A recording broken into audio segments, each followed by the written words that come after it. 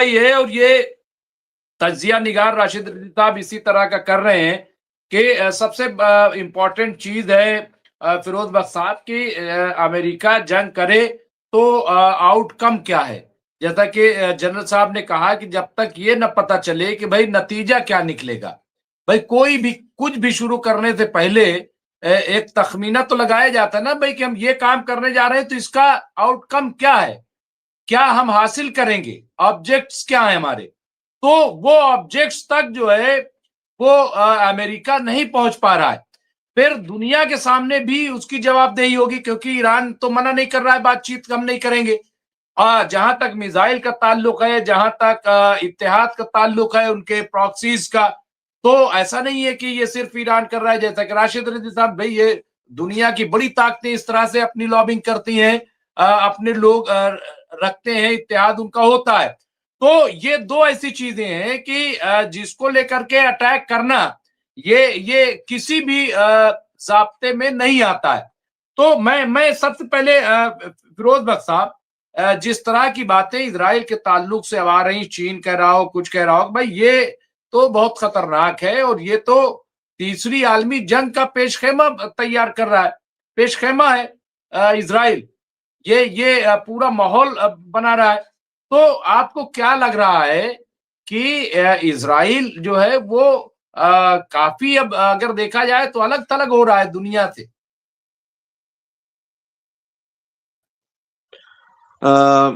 जी, doctor Mumtaz आलम रजवी साहब, आपको, आपके तमाम सामीन को और जो यहाँ एक्सपर्ट्स हैं, हमारे जनरल जावेद इकबाल साहब और राशिद साहब, सभी को मेरा सलाम।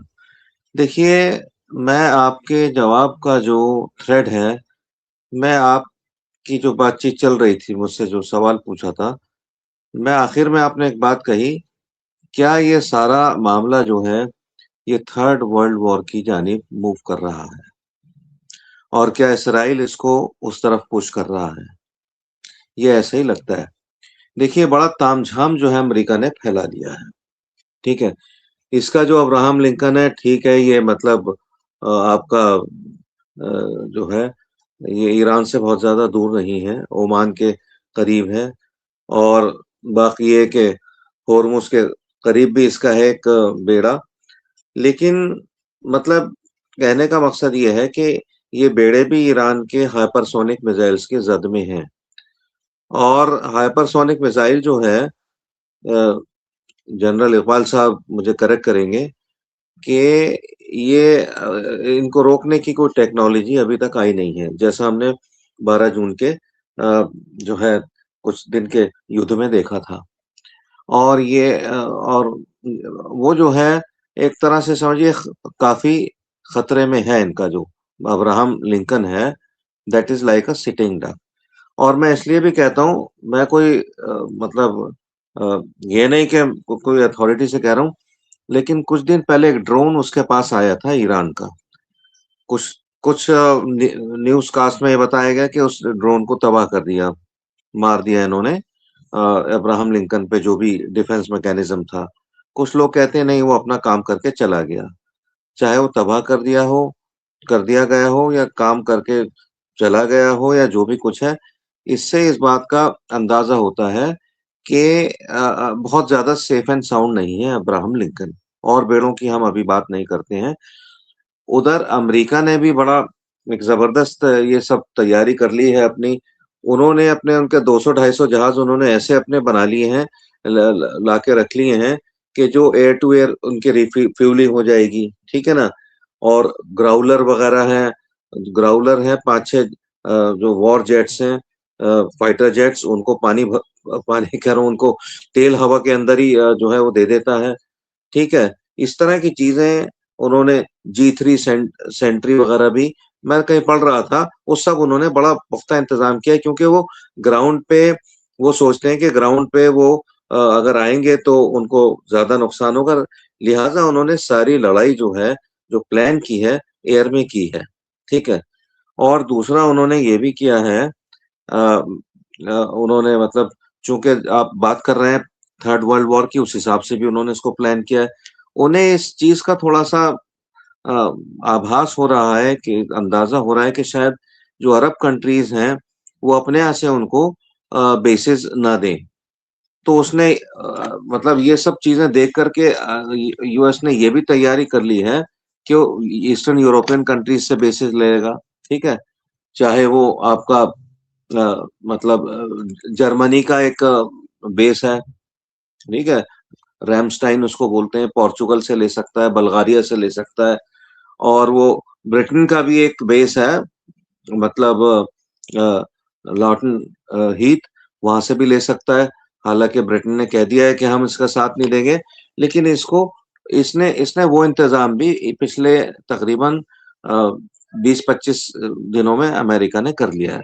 तो मुझे ऐसा लगता है कि अच्छा, अभी एक चीज और मैं बताना भूल गया, व्हाइट हाउस में भी मीटिंग हुई थी, और उसके मीटिंग के बाद एक कोई वॉर एक्सपर्ट है यूएसए का, कार्लसन मुनरोस का नाम है, तो उसने ये कहा था कि जैसे ही जो सैटरडे आज का, अमेरिका सैटरडे को अटैक कर सकता है, बस ट्रम्प साहब के जो है ट्रिगर का इंतजार कर रहा है, और एक हफ्ते में भी कर सकता है। यानी आपकी भी बात को मैं लेता हूँ, आपने कहा था कि क्लियर नहीं है, और जैसे जनरल साहब ने कहा था कि क्या मकासद हैं, इसको क्या हासिल होगा अमेरिका को इस वॉर में, उसको पता नहीं, लेकिन उसको कुछ हासिल हो या ना हो, ट्रम्प साहब का मिजाज ये है कि वो अपने आगे बढ़ जाते हैं, कई बार बगैर सोचे समझे। तो मुझे लगता है अगर वो वॉर शुरू करेंगे तो ये वॉर 10-12 दिन की नहीं होगी, लंबी वॉर होगी ये। ठीक है, और ईरान भी अपने जो है इसने 3,000 मिसाइल्स तैयार कर रखे हैं जो यूरोप तक जाएंगे, और ईरान ये देखेगा कि पहले मिसाइल कहाँ पे दे, क्या अरब कंट्रीज में दे जहां इनकी बेसिस हैं, लेकिन अगर वहां से अटैक नहीं हुआ ईरान के ऊपर उस तरफ से, तो ईरान वहां पे अटैक नहीं करेगा, वो सीधा अटैक करेगा जहां, जो मेरा अंदाजा है, इसको अब्राहम लिंकन को। अब्राहम लिंकन बहुत बड़ी नाक है अमेरिका की। अगर वो वहां पे कुछ उसको नुकसान पहुंचता है, या और उससे ज्यादा कुछ उसको होता है, क्योंकि उस पे 20-25 हजार फौजी हैं, तो उसके बाद फिर ये अमेरिका का जो एक दौर है, वो दौर ही खत्म हो जाएगा, चाहे वो उसके बाद ईरान का कुछ भी कर दे, ये एक अलग चीज है। तो मेरे कहने का मकसद ये वॉर जो है, ये वॉर थर्ड वर्ल्ड वॉर में तब्दील हो सकती है। हम तो दुआ यही करते हैं, और आगे भी दुआ यही करेंगे कि ऐसा नहीं हो, लेकिन there is a big possibility, क्योंकि उधर रशिया नहीं चाहेगा, क्योंकि उसके अच्छे ताल्लुकात हैं ईरान से, और उधर से चाइना भी उसको सारा जो आपका ये जितना भी इंटेलिजेंस का सारा काम है, कंप्यूटराइज जो सब हेल्प है ईरान को कर ही रहा है सारी।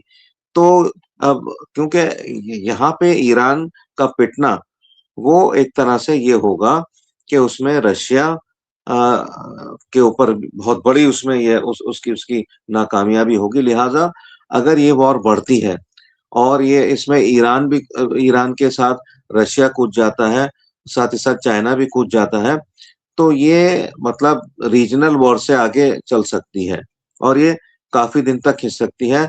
वर्ल्ड की इकोनॉमी सब डूब जाएगी, और हम तो ये चाहते हैं ऐसा नहीं हो, लेकिन अगर इन्होंने इस तरह की कुछ हरकत बिल्कुल, करी तो ये ऐसा ही बिल्कुल। होगा। जी, बिल्कुल, बिल्कुल और ये आपका ये सही है कि आप चाहते हैं और हम सब यही चाहते हैं लेकिन सवाल ये है कि डोनाल्ड ट्रंप के बारे में जिस तरह की बातें आ रही हैं और डोनाल्ड ट्रंप जिस तरह से रिएक्ट कर रहे हैं, वो भी हमें देखना पड़ेगा। लेकिन अगर ईरान ने इतनी तैयारी न कर रखी होती, तो शायद अब तक अटैक हो गया होता। जनरल साहब हमारे साथ मौजूद हैं। 2 चीज़ें जनरल साहब मैं जानना चाहता हूँ। एक तो ये कि जिस तरह से अमेरिकी ताकत की फिर बात आ रही है। कल भी आपने परसों भी आपने उसका ज़िक्र किया था, लेकिन फिर से अगर मौजूदा सिचुएशन में देखें कि अगर वॉर होती है, तो अभी-अभी मैं देख रहा था कि एक लिखा है यहाँ पे हसन रिज़वी साहब ने कि अब तक अमेरिका ईरान पर कब का हमला कर देता, पर ईरान ने ऐसा मकड़ जाल बिछाया है जिसको देखकर ट्रंप अपने फौजियों को खतरे में नहीं डाल सकता, क्योंकि अमेरिका को अपना नुकसान बर्दाश्त नहीं है। ये बहुत ही इम्पोर्टेंट बात मैं समझता हूँ कि कही है। इसके अलावा एक और यहाँ पे जो बात आई है शेख करीम साहब ने लिखा है कि ईरान ने एक नया मोबाइल डिफेंस सिस्टम का इजाद किया है जो युद्धक विमान को नष्ट और नाकाम कर सकते हैं। तो इस तरह की जो तैयारी, लेकिन मैं आपसे जानना चाहता हूँ मौजूदा सिचुएशन में क्या लग रहा है कि किसने किसको घेर रखा है? क्योंकि एक मीडिया है जो वेस्टर्न वर्ल्ड है, वो ये कह रहा है साहब ईरान को घेर लिया है, बस इधर ऑर्डर हुआ और उधर ईरान खाक में मिल जाएगा। ये मतलब आम सी खबर चल रही है। लेकिन दूसरी तरफ जब हम कुछ और देखते हैं ईरान के बारे में, आप जैसे लोगों की बातें सुनते हैं, तो उससे लगता है कि ईरान ने जितनी अपनी अब ताकत बना ली है, तो वहां इस तरह से कि एक हमले में ईरान खत्म हो जाएगा, पॉसिबल ही नहीं लगता। बल्कि उल्टा दिखाई देता है। कई बार जब हम रूस की तरफ देखते हैं या चाइना की तरफ देखते हैं या इवन कि मिडल ईस्ट में भी अगर हम देखते हैं, तो वहां सब देखने के बाद कई बार लगता है कि कहीं ऐसा तो नहीं कि अमेरिका ही जाल में फंस रहा हो। तो कुछ समझ में नहीं आ रहा है। आप इसको थोड़ा से अगर डिफाइन करें कि क्या लग रहा है जनरल साहब, अगर थोड़ा से तज्जिया कर दे। देखिए, हम सिर्फ पॉसिबिलिटीज की बात कर सकते हैं और उन पॉसिबिलिटीज के अंदर हम ये देखते हैं कि देखिए जो दोनों एडवर्सरीज हैं उनकी किस तरह की फोर्सेस एक दूसरे के सामने लगी हुई हैं और ऐसी फोर्सेस जब पास्ट में एक दूसरे के सामने थी तो उसका क्या नतीजा हुआ था। मैं आपके सुनने वालों को थोड़ी सी तवज्जो दिलाना चाहूँगा 2006 की हिजबुल्लाह और इजराइल की जंग के बीच।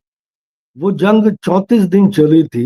हिजबुल्लाह के पास कोई टैंक नहीं थे, हिजबुल्लाह के पास कोई एयरफोर्स नहीं थी, कोई एयर डिफेंस सिस्टम नहीं था, लेकिन उन्होंने ईरान के इजराइल के हिजबुल्लाह ने इजरायली आर्मी से जितने भी उनके कन्फ्रंटेशन हुए, उनकी हर चीज के बारे में, उनकी टैक्टिक्स के, उनकी स्ट्रेटेजी के, किस तरह से वो जंग लड़ते हैं, ऐसी तैयारी की कि उस 2006 की जंग में उन्होंने इजराइल की आर्मी को मात दे दी।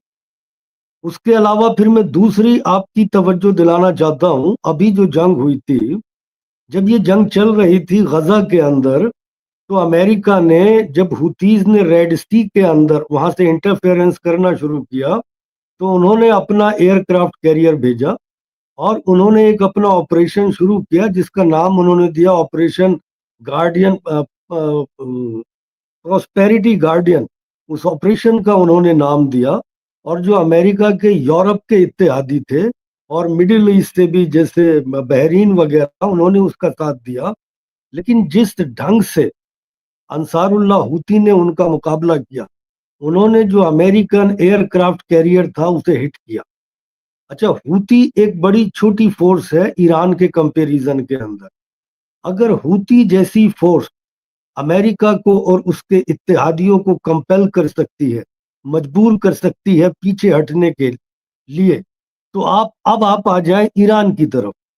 देखिए, एक तरफ आप देख रहे हैं कि अमेरिका ने और इजराइल ने अपनी सारी कुवत यहाँ पे लगा दी है और सारी फोर्सेस अमेरिका ने लाके खड़ी कर दी है।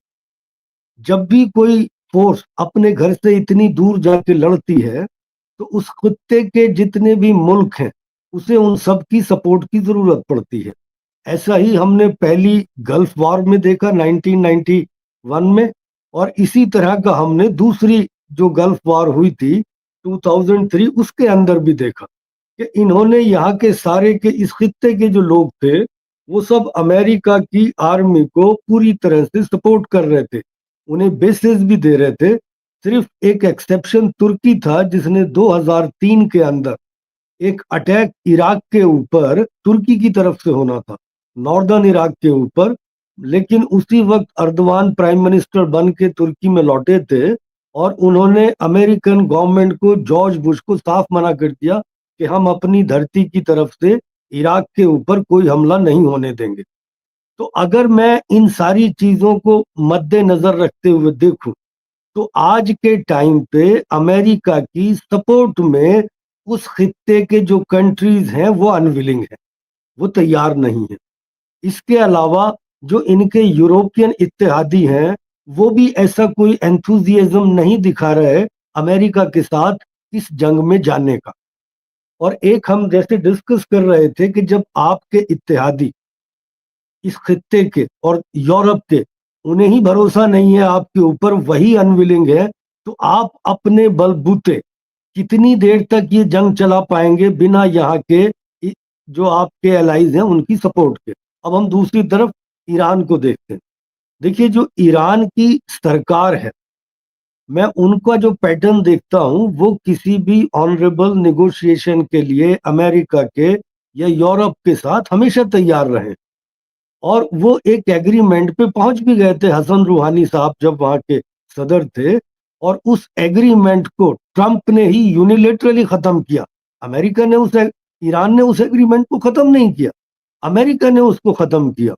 तो वो आज भी बातचीत के जरिए जो न्यूक्लियर इशू है उस पे वेस्टर्न कंट्रीज के और जो भी दूसरे वर्ल्ड के कंट्रीज हैं उनके इश्यूज को एड्रेस करने के लिए तैयार है। और जो खमनाई साहब हैं, उनका फतवा एज ऑन डेट अभी भी यही है कि देखिए, ये इस्लाम की रूह के खिलाफ है, ह्यूमैनिटी के अगेंस्ट है, इसलिए हम बम बनाने के हक में नहीं है, लेकिन हम अपनी सिविल न्यूक्लियर टेक्नोलॉजी को डेवलप करना चाहते हैं। ये वहां तक है। लेकिन अगर उन पे दबाव डाला गया, उन्हें कंपेल किया गया कि आप अपनी मिसाइल टेक्नोलॉजी भी पीछे रखिए, आप जो मुजाहिमती ग्रुप हैं उनसे भी अपनी सपोर्ट हटा लीजिए, तो मुझे नहीं लगता कि वहाँ की जो पॉलिटिकल या मिलिट्री लीडरशिप है या वहाँ की जो आवाम है वो भी बड़ी गैरतमंद है, वो इस चीज को एक्सेप्ट करने के लिए तैयार होगी। और दूसरी तरफ जब ईरान, उसकी पॉलिटिकल मिलिट्री लीडरशिप और उसकी आवाम इस जंग में जाएगी, तो हिजबुल्ला और हुतीस बड़े छोटे ग्रुप थे, उनके मुकाबले में ईरान एक बहुत बड़ा मुल्क है, एक सिविलाइजेशनल कंट्री है, और उसने अपनी ताकत जिस तरह की दिखाई, जैसे अभी बात कर रहे थे फिरोज भाई कि देखिए उन्होंने मिसाइल अपनी किस तरह की बनाई है। मैं आपको दो तरीके से उनकी मिसाइल किस तरह से ऑपरेट करती है वो सिंपल टर्म्स में समझाने की कोशिश करूंगा कि उन्होंने जो भी अमेरिकन डिफेंसिव या लेयर्ड डिफेंस इजराइल को सिस्टम अमेरिकन ने लगा के दिया उनके प्रोटेक्शन के लिए, उन्होंने उस पूरे लेयर्ड डिफेंसिव सिस्टम की स्टडी की। उसमें देखिए 3-4 तरह के उनके डिफेंसिव सिस्टम थे, जिनके अंदर उनके एरोस थे, जिनके अंदर उनके थार्ड्स थे, तो वो डिफरेंट जो ऑब्जेक्ट आते थे उनको टैकल करने के लिए थे। जो ईरान ने मिसाइल तैयार की वो इस तरह की थी कि एक तो इसकी स्पीड बहुत ज्यादा, ये स्पेस में जाती है, और उसके बाद से फिर ये जब नीचे की तरफ आती है तो ये एक मिसाइल नहीं रहती, ये उसके अंदर से मल्टीपल मिसाइलें निकलती हैं, और उनका जो रूट है वो बड़ा सर्कुलर है, वो कोई सीधे रूट में नहीं चलती। तो इतनी सारी जब वो एक साथ निकल के आती है नीचे की तरफ, और पैटर्न उनका जो है वो सिलेंड्रिकल है, तो ये उसको जो इनका डिफेंसिव सिस्टम है उसे टैकल नहीं कर पाया। और मैं एक पिछले डिस्कशन में ये भी कहा था कि देखिए, इससे ये साफ हो गया था जो अभी तक का अमेरिका के पास या यूरोप के पास या इजराइल के पास जो इनके पास डिफेंसिव सिस्टम है, वो अभी ईरानी मिसाइलों के सामने नाकाम हो गया। और ईरानी मिसाइलों ने सक्सेसफुली अपने हदफ को निशाना बनाया है। अगर अब इन्हें ईरान से दोबारा लड़ना है तो पहले इन्हें अपने डिफेंसिव सिस्टम को और बेहतर बनाना पड़ेगा, ताकि वो इस ईरानी मिसाइल टेक्नोलॉजी का सामना कर सके या उसे रोक सके। और मैंने ये भी कहा था कि मेरी समझ से जब तक ये ऐसा नहीं कर पाएंगे, इन्हें ईरान पे ये हमला नहीं करेंगे, जब तक ये अपनी डिफेंसिव पोजीशन मजबूत नहीं कर लेते। लेकिन अब उनके क्या रीजंस है, पॉलिटिकल रीजंस है। नेतन्याहू को भी जंग चाहिए क्योंकि उसने इस साल इलेक्शन में जाना है, और वो अभी तक अपने देश को कोई भी एक सक्सेस की स्टोरी बेच नहीं पाया कि मैंने हिजबुल्ला को न्यूट्रलाइज कर दिया या मैंने हमास को न्यूट्रलाइज कर दिया। और असद के जाने के बाद वो अल शरा से जो सारे इजरायली हैं वो अब बहुत ज्यादा डरे हुए हैं। उन्हें ये लगता है कि इसने इस मुल्क को यूनिफाई कर लिया है, और ये तुर्की के साथ मिलके आने वाले टाइम में ये हमारे लिए ईरान से बड़ा खतरा पैदा होगा। ये उनके जितने भी एनालिस्ट हैं, स्ट्रेटेजिक थिंकर्स हैं, वो इस बारे में जिक्र कर रहे हैं। अब मैं आता हूं, देखिए ईरान की तरफ। मैंने दो चीजें आपको बतलाई देखिए, एक तो ईरानियन लीडरशिप कैसे न्यूक्लियर नेगोशिएशन के लिए तैयार रही, हमेशा तैयार रही, एग्रीमेंट भी कर लिया था, यूनिलेटरली अमेरिका ने तोड़ा। दूसरे, उनकी लीडरशिप डिटरमिन्ड है कि अगर हमारे ऊपर कोई गैर मुंसिफाना शर्तें लागू की गई तो हम उन्हें नहीं मानेंगे, और हम, अगर तुमने जंग मुसल्लत की तो हम तुम्हारी उस जंग का सामना करेंगे। और मुझे पूरा यकीन है कि उनकी पॉलिटिकल लीडर और मिलिट्री लीडरशिप ने अमेरिकन और इजरायली जो जंगी पैटर्न है उनकी स्टडी करके रखी हुई है, और उन्होंने अपने सारे कदम तय करके रखे होंगे कि किस सिचुएशन में कैसे हमने रिस्पॉन्ड करना है, कैसे एस्केलेट करना है, कब हमने रेस्ट्रेन करना है। अब तीसरी चीज आती है कि देखिए, ईरान के इत्तेहादी आज के टाइम पे जो ईरान के दो सबसे बड़े सपोर्टर हैं वो रशिया एंड चाइना है, और मुझे इस बात में कोई शक नहीं है कि वो पूरी तरह से ईरान की मदद करेंगे। और उनको, ईरान को उनसे क्या चाहिए? बेसिकली जंग के दौरान रसद चाहिए होती, अम्यूनिशन, कि भाई हमारी वेपनरी, वेम्यूनिशन, स्पेयर पार्ट्स, इन सब चीजों की ज्यादा जरूरत पड़ती है। तो देखिए, जो मैंने पिछली बार कहा था कि ईरान का बॉर्डर किस किस से लगता है, अब हम इनके नेबर को देख लेते हैं, कहाँ से इनके पास रसद आ सकती है। मैंने पहला जिक्र किया था इराक का। ऐसी मुझे उम्मीद है कि किसी भी जंग के दौरान जो इराकी सरकार है वो इनकी जो भी उनसे मुमकिन हो सकता मदद करेगी। इराक के बाद इनका बॉर्डर लगता है तुर्की से।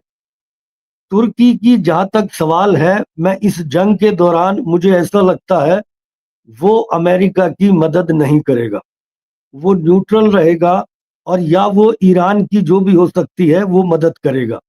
देखिए, तुर्की और ईरान की एक ऐसी रिलेशनशिप है, वो दोनों राइवल भी हैं, कंपटीटर भी हैं, वो इस खित्ते में, मिडिल ईस्ट के, अपना इन्फ्लुएंस भी बढ़ा रहे हैं, लेकिन वो एक दूसरे के बड़े गहरे साथी भी हैं, पार्टनर भी हैं, और एक दूसरे के साथ कोऑपरेट भी करते हैं। तो इस कॉम्प्लेक्स रिलेशनशिप को देखते हुए मुझे ऐसा लगता है इस सिचुएशन में जो तुर्की की आवाम है उसकी हमदर्दी ईरान के साथ होगी, और बहुत मुमकिन है कि जो तुर्की की सरकार है वो जो भी उनके लिए पॉसिबल है वो ईरान की मदद करेगी, ऐसा मेरा असेसमेंट है। उसके अलावा जो मैंने बताया था कि अजरबैजान और आर्मीनिया, यहाँ से मुझे ये शक है कि क्योंकि ये अमेरिका के जेरे असर ज्यादा है, और इजराइल के भी, और यहाँ पे अमेरिका के मिलिट्री ठिकाने हैं, और जो 12 दिन की जंग में ऐसा प्रिज्यूम किया जाता है कि इस तरफ से भी ईरान के ऊपर हमले हुए थे, उसके बारे में मैं कैटेगोरिकली नहीं कह सकता, लेकिन ये है कि वो मेरी असेसमेंट में उन्हें न्यूट्रल रहना चाहिए, नहीं तो वो फिर उनके लिए आने वाले वक्त में ईरान की तरफ से खतरा पैदा होगा अगर वो न्यूट्रल नहीं रहेंगे, ऐसा मेरा असेसमेंट है। फिर एक मुल्क आता है तुर्कमानिस्तान। तुर्कमानिस्तान पहले सोवियत यूनियन का हिस्सा था, लेकिन जब सोवियत यूनियन टूटा तो वो एक अलग इंडिपेंडेंट कंट्री बना। तुर्कमानिस्तान की जो अपनी पॉलिसी है वो बेसिकली न्यूट्रल है, वो किसी से कोई कॉन्फ्लिक्ट नहीं चाहते, लेकिन अगर रशिया को जमीनी रास्ते से या समुद्र के रास्ते से, अगर वो उसके एयरफील्ड्स वगैरह सारे अमेरिका ने डोमिनेट कर लिए, तो एक तो कैस्पियन सी का इलाका है, और दूसरा ये तुर्कमानिस्तान का इलाका है जो कि रेल रास्ते से ईरान के साथ जुड़ा हुआ है। वहां से मुमकिन तौर पे रूस की तरफ से मेरी समझ में मदद आ सकती है। उसके बाद उनका बॉर्डर मिलता है अफगानिस्तान से। अफगानिस्तान की जो तालिबान सरकार है उन्होंने पहले ही बोल दिया है कि अगर ईरान पे हमला हुआ तो हम ईरान की मदद करेंगे। दूसरी तरफ जैसे चाइना है, अगर चाइना की मदद ईरान पहुंचेगी तो वो किस रास्ते से पहुंच सकती है? वो बहुत मुमकिन तुर्कमानिस्तान या अफगानिस्तान के रास्ते से ईरान के अंदर पहुंच सकती है। फिर एक हमने इसी बीच में जिक्र किया था, उनका आखिरी बॉर्डर लगता है पाकिस्तान के साथ। तो पाकिस्तान ने 12 दिन की जंग में, जैसा मैंने पहले भी बताया, उनकी मदद की थी, उनका उन्होंने शुक्रिया भी अदा किया था। और ऐसी पॉसिबिलिटी है कि अगर ये जंग शुरू होती है, जैसे बहुत सारे डिस्कशन में ये देख रहा था कि बहुत मुमकिन है कि अमेरिका पाकिस्तान को ये बोले कि तुम हमें बेसिस प्रोवाइड करो, हम ईरान पे हमले के लिए तुमसे बेसिस चाहते हैं। मुझे इसकी पॉसिबिलिटी कम नजर आती है कि वहां की सरकार अमेरिका को वहां पे बेसिस मुहैया करवाएगी। हालांकि बहुत सारे जो तज्जिया निगार हैं उनका ये कहना था कि ये जो फील्ड मार्शल आसिम मुनीर को लंच करवाए जा रहे थे ये फ्री में नहीं थे, इनका कोई ना कोई बिल उसने चुकता करना पड़ेगा। लेकिन ये क्या सिचुएशन आगे डेवलप होती है, क्योंकि वहां की जो पब्लिक है उसके सेंटिमेंट्स जो हैं वो ईरान के फेवर में है, अमेरिका के फेवर में नहीं है। तो ये फिलहाल खत्ते की सिचुएशन है। तो अगर जंग होती है तो ईरान कैसे लड़ेगा? एक तरफ जो अमेरिका के अलाइज हैं वो सारे अनविलिंग है, पीछे हट रहे हैं अमेरिका की मदद करने में। दूसरी तरफ जो अमेरिका की लीडर ईरान की लीडरशिप है वो डिटरमिन्ड है, उसके जो पड़ोसी मुल्क हैं वो बहुत हद तक उसकी मदद करेंगे। और जो उसके दो बड़े इत्तेहादी हैं रूस और चीन, वो जमीनी और समुद्री रास्ते से अगर एयर का रास्ता ब्लॉक कर भी दिया अमेरिका ने तो वो इन रास्तों से ईरान को मदद पहुंचा सकते हैं जंग के दौरान भी। तो ये फिलहाल मेरा जो ईरान और अमेरिका की सिचुएशन है उसे देख के ये असेसमेंट है। और इस सारे असेसमेंट को देख के अभी भी ऐसा मुझे लगता है कि देखिए जो अमेरिका मिलिट्रीली अपने ऑब्जेक्टिव हासिल करना चाहता है, जो डिक्लेयर्ड ऑब्जेक्टिव उसके हैं, मुझे उसकी पॉसिबिलिटी बहुत ही कम ना के बराबर दिखाई देती। जी मुमताज भाई।